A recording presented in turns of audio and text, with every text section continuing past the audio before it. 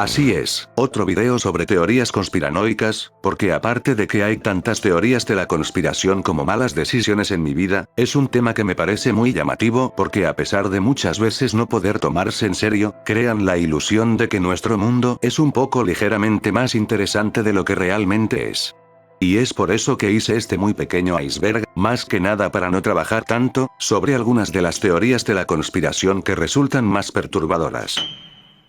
Obviamente esto no es cierto, pero hay que vender este video a como de lugar.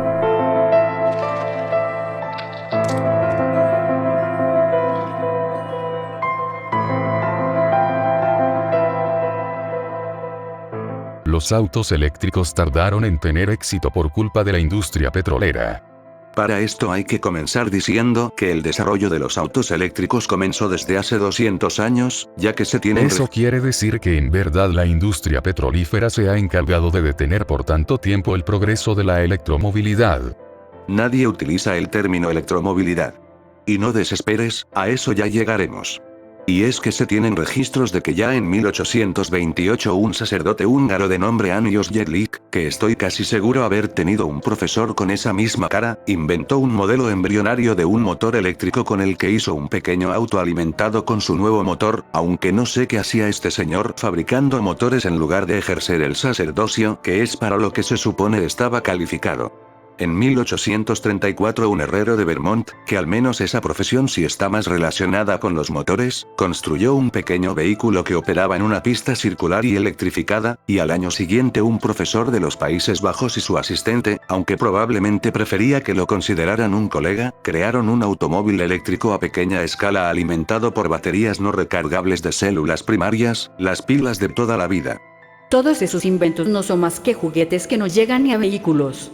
Ya dije que a eso ya llegaremos. Así fue desarrollándose la tecnología de los autos eléctricos hasta que el interés por ellos aumentó en la década de 1890, donde el 28% de los vehículos vendidos en Estados Unidos eran eléctricos gracias a las invenciones de nuevas baterías recargables, por lo que existe la teoría de que todo este avance fue frenado, algunas veces no de la mejor manera, por las compañías petroleras, quienes veían amenazado su negocio millonario por estas nuevas tecnologías que no dependían del petróleo. Ya que si de algo podemos estar seguros, más o menos, es que los autos eléctricos plantean importantes desafíos para la industria, ya que al ganar más porcentaje del mercado se vería disminuida la demanda de combustibles fósiles y podría provocar una sobrecapacidad de producción y afectar a los precios, ya que al no requerirse tanto petróleo los precios, y por ende las ganancias, bajarían. Al menos en teoría, porque en la práctica por mucho que tu vehículo sea eléctrico y no queme combustible directamente, la mayoría de energía eléctrica que se produce actualmente sigue siendo justamente de la quema de combustibles fósiles.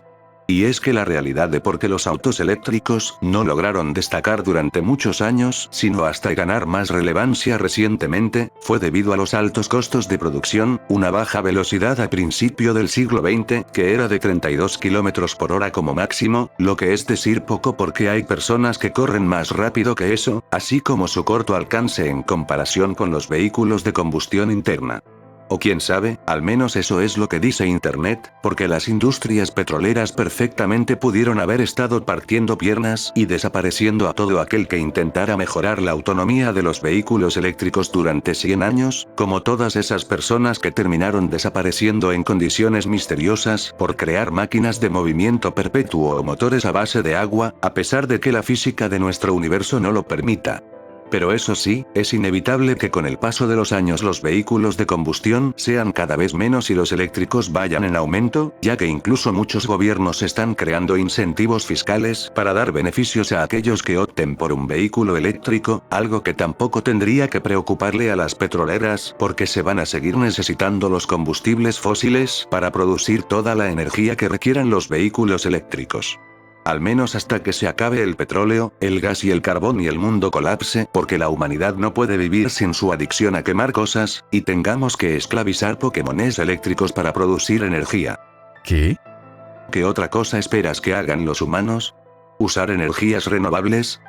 El calentamiento global es mentira. Aún no puedo creer que a día de hoy haya gente que de manera no irónica crea genuinamente que el calentamiento global no existe, pero bueno. En Internet existe cierto sector de personas que sugieren que todo lo relacionado con el cambio climático no son más que opiniones científicas influenciadas principalmente por factores financieros y políticos, cuestionando directamente que en verdad exista un cambio climático provocado por la humanidad. Algunos de los argumentos que se dan en esta teoría es que el dióxido de carbono atmosférico ha ido en continuo aumento desde 1940, cuando la temperatura global iba en disminución, y fue hasta 1975 que la temperatura comenzó a aumentar continuamente hasta nuestros días, lo que sugiere que en realidad el dióxido de carbono no es causante directo del aumento de temperatura. Además también mencionan que el vapor de agua es una gran influencia para el cambio climático al representar el 95% de todos los gases de efecto invernadero, y que por si fuera poco, el sol también tiene que ver en esto, ya que se habría tenido un aumento en la actividad solar en las últimas décadas, provocando que los vientos solares sean más intensos y desvíen radiación cósmica desde el espacio a la Tierra, causando una disminución en la formación de nubes, que según dicen, son las que nos protegen en gran medida de los rayos solares que calientan el planeta.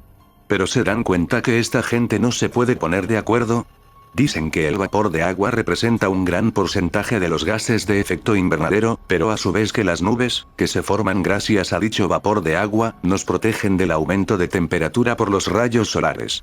Como sea, otra razón por la cual el calentamiento global sería falso es debido a intereses económicos, porque todo se hace por el maldito dinero, ya que muchos científicos decidirían basar sus investigaciones en el cambio climático que ellos mismos se inventaron para obtener mayor financiación para sus proyectos, como si realmente hiciera falta que algún científico corrupto se inventara algo tan drástico para desviar algunos billetes para su propio bolsillo.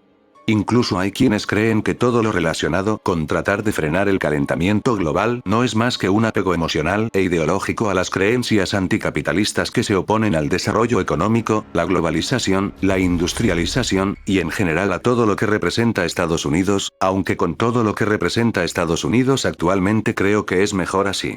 Lo cierto es que el calentamiento global es completamente real, ya que si bien es verídico que la temperatura global ha ido variando constantemente a lo largo de la historia de nuestro planeta, no había presentado un aumento tan drástico de temperatura en tan poco tiempo. Ya que la última vez que la Tierra experimentó un cambio importante en su temperatura promedio, aumentó 5 grados en un período de varios miles de años, a diferencia de la época actual, donde la temperatura global ha aumentado 1.1 grados en 150 años, y de seguir así se estima que para finales de siglo, suponiendo que la humanidad logre sobrevivir por 80 años más, la temperatura podría aumentar 2.5 grados. Otro argumento a favor de la inexistencia del cambio climático es que a día de hoy es más común ver frentes fríos o bajadas de temperatura repentinas, pero de hecho eso también es provocado por el calentamiento global, que cada vez sean más frecuentes e intensos los fenómenos meteorológicos extremos. Y es que tampoco hace falta ser científico para ver el cambio climático, si tan solo hace falta hablar por 5 minutos con tus padres o abuelos para que mencionen cómo el clima es muy diferente a cuando ellos eran jóvenes.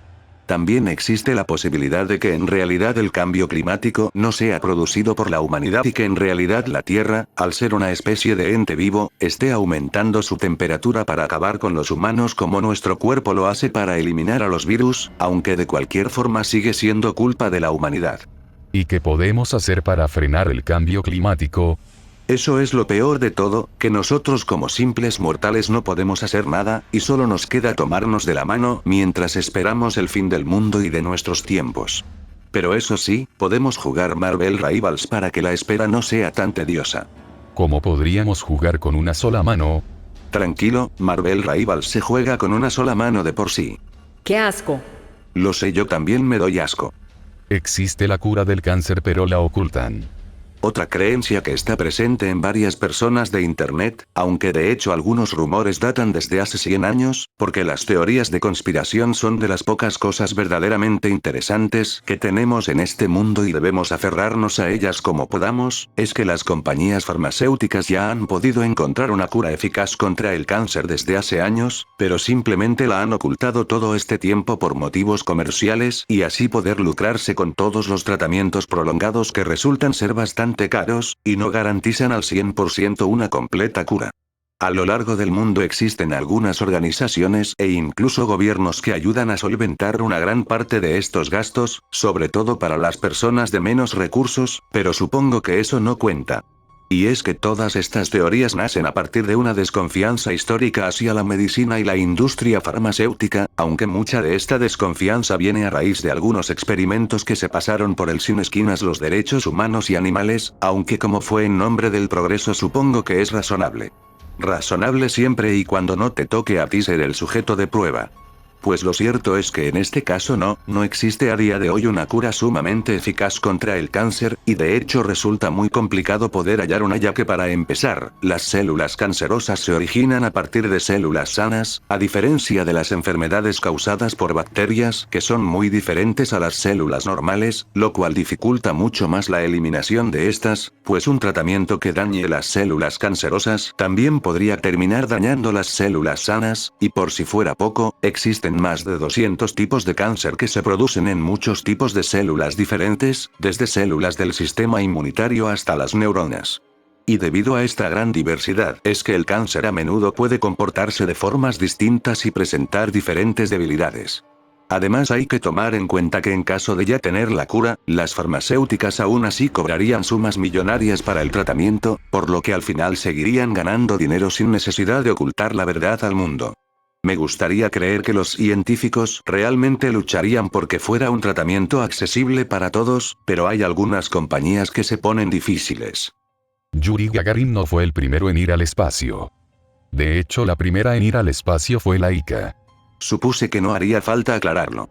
Yuri Gagarin no fue el primer humano en ir al espacio.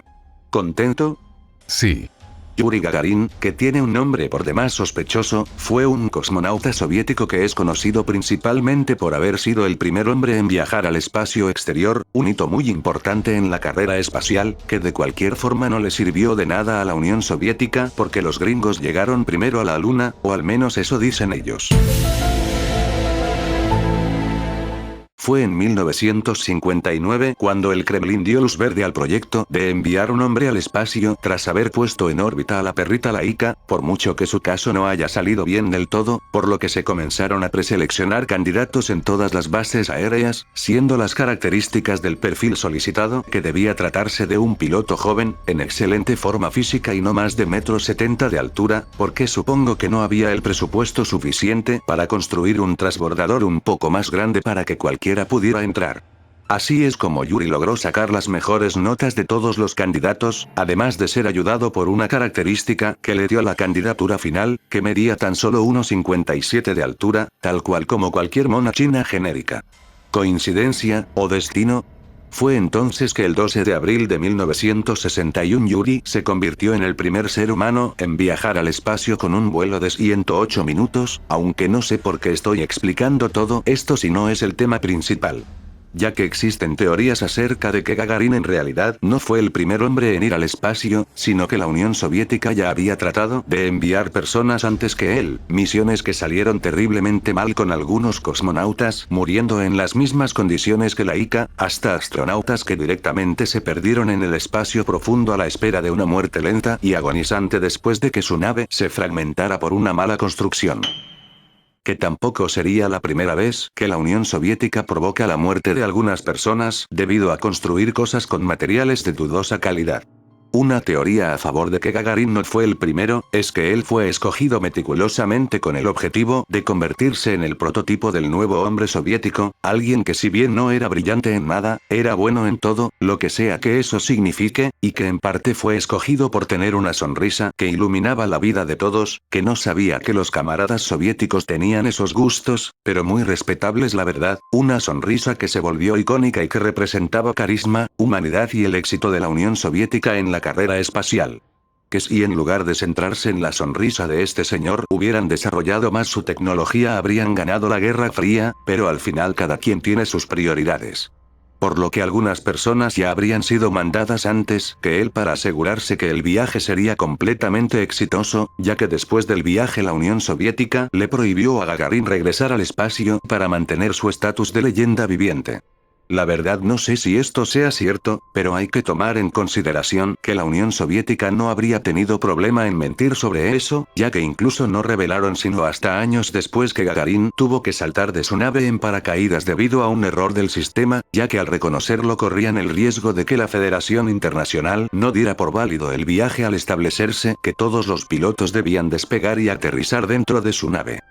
Las exploraciones de Richard Evelyn. Ricardo Evelyn Pájaro, que como podemos ver tenía una frente bastante importante, que curiosamente la quitaron en su busto, aunque puede que a diferencia de la mayoría conforme se hacía más viejo en lugar de perder pelo lo fue ganando, fue un importante aviador y explorador estadounidense, conocido principalmente por sus atrevidos vuelos sobre la Antártida que permitieron conocer mejor la geografía del lugar, aunque también su figura se le suele asociar a muchas teorías de conspiración que hablan sobre la Tierra hueca. Cuando tenía 20 años ingresó a la Academia Naval de Estados Unidos, desarrollando una gran destreza para volar sobre el agua, lo que según contaba él mismo, y gracias a sus primeras experiencias en Groenlandia, es que en 1926 se animó a volar por el Polo Norte, una hazaña que no logró convencer a los expertos y que a día de hoy se duda de su veracidad. De cualquier forma en 1929, justo un mes después de que iniciara la Gran Depresión, que no tengo ni idea cómo es posible que en cada video terminemos hablando del crack del 29, decidió realizar el primer vuelo sobre el Polo Sur, una hazaña que le valió para recibir el rango de almirante en la Marina, regresando hasta en 4 ocasiones más a la Antártida, una de ellas liderando una expedición del ejército norteamericano compuesta por 13 navíos, 6 helicópteros, 6 hidroaviones, 15 aviones y cerca de 400 personas, porque no hay nada mejor que tirar el dinero a lo pendejo en expediciones sin sentido.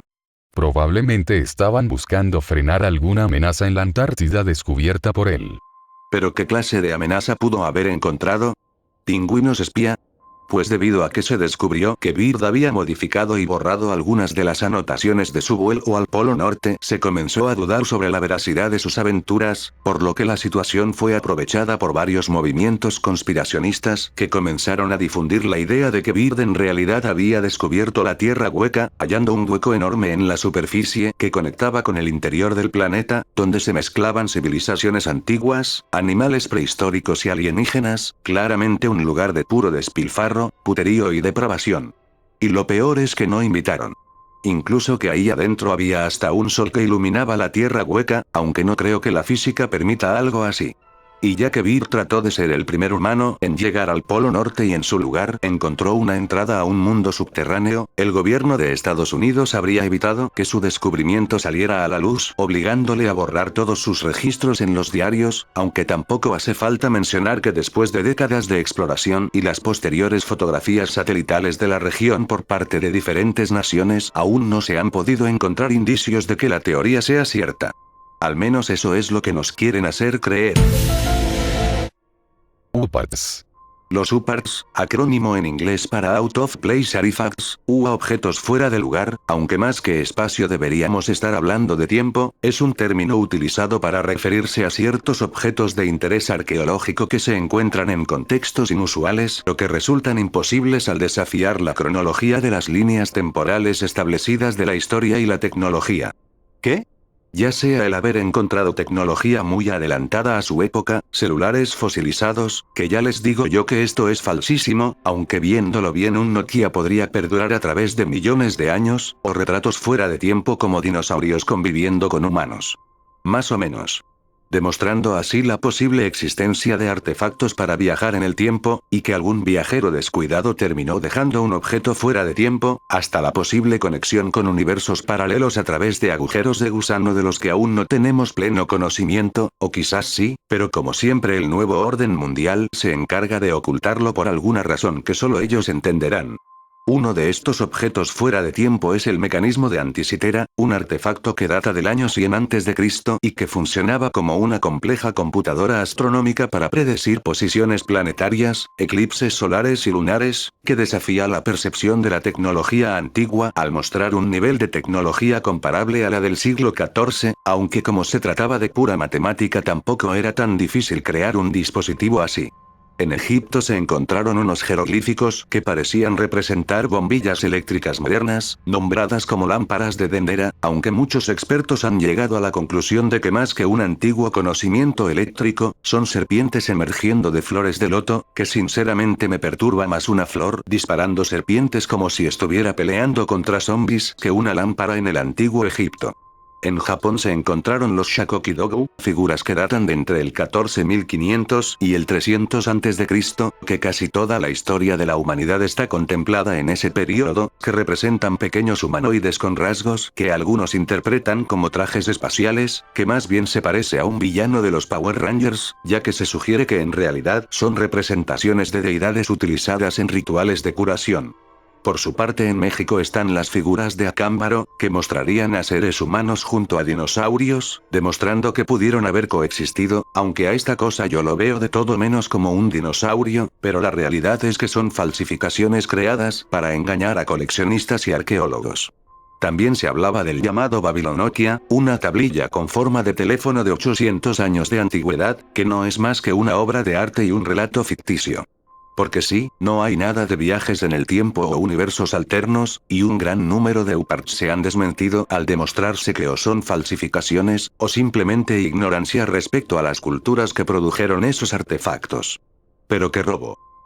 Hipótesis de los antiguos astronautas. La historia humana tiene muchos misterios a día de hoy, siendo uno de los más grandes como es que una civilización humana en pleno desarrollo, carentes de los conocimientos y tecnologías que tenemos actualmente pudieron construir algo tan impresionante como las pirámides de Giza, algo que incluso se le cuestiona a otras civilizaciones como los mayas, los sumerios, y en general a toda civilización sorprendentemente avanzada para su época, aunque según yo se tienen teorías bastante plausibles de cómo pudieron haber hecho todas sus construcciones,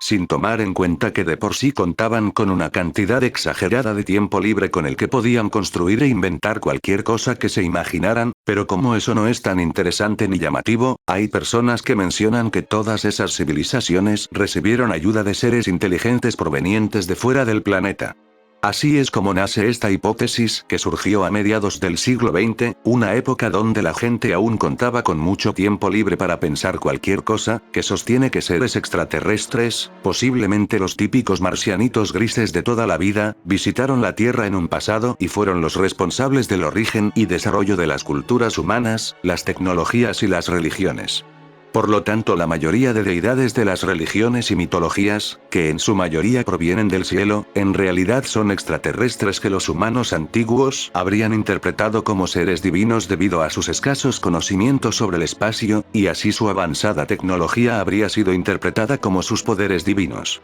De hecho, hay algunas versiones de la hipótesis que directamente le atribuyen la creación de la raza humana a los aliens, aunque tampoco hace falta mencionar que no existe evidencia sobre esta curiosa hipótesis más allá del constante complejo de inferioridad de los humanos. Además, también hay que considerar la navaja de Occam, que ya solo por llevar navaja Occam me cae bien, que dice que la teoría más simple por lo general tiene más probabilidades de ser real, y en este caso es que los humanos tenían mucho tiempo libre para imaginar cosas.